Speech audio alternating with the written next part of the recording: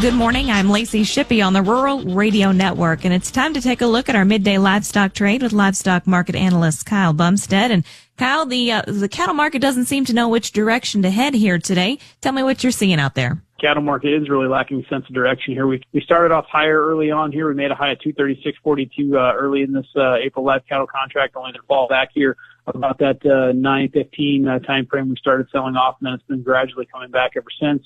March feeder cattle, same situation here. The index day looks like it's going to be up here, $4.72 at 367.87 area. Average is 374.49 on 15,917 head. Now, that's the largest single day volume going into that feeder cattle index since July 2023. Bassett was the star of the show yesterday. They put in almost 1,900 head at 414.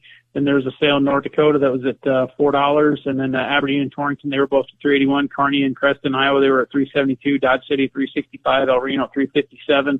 Lineup today is good, but I'm not sure it's good as, as far as the daily at 375 to 377, like some are thinking. Sales in Ogallala, Valentine. We got some in North Dakota, South Dakota, and as well as in Kansas. So they all have some big sales around the country today, so that's going to be another good test of the index. But on the cash side of things at the fats, we've seen some 232 bids there in Kansas. Everybody's kind of passed. We saw some 228 bids here in Nebraska. Those were passed on as well, too. A lot of asking prices here in Nebraska at that 235 mark, and a lot of the asking prices around that 235 mark in Kansas as well. So still waiting to kind of see. We get some decent cash trade. We haven't seen a big enough volume, really, of cash trade to call a market yet this week. And we're also keeping our eyes here on this box beef market as well. We did see that Choice Select spread narrow down to about 17 cents here the other night, and it did widen back out here last night. So all eyes are on that as well, and trying to get some cash news started here for the week, Lacey. Thank you, Kyle. That is livestock market analyst Kyle Bumsted with your midday livestock trade here on the Rural Radio Network.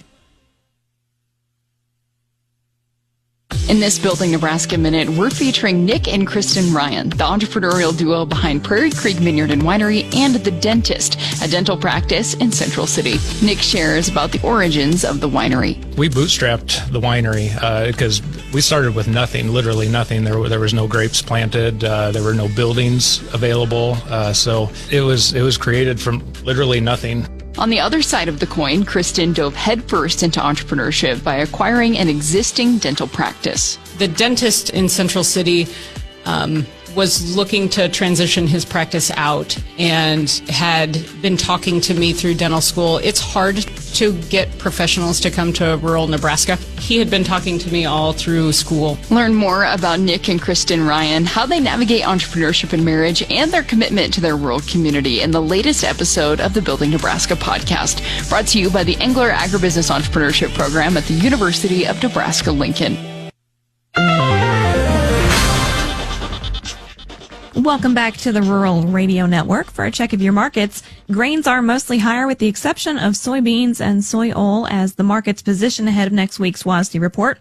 The Supreme Court will also rule on Trump's tariff and the legality of those tomorrow, which could add some volatility to both ag, commodity, and equity markets.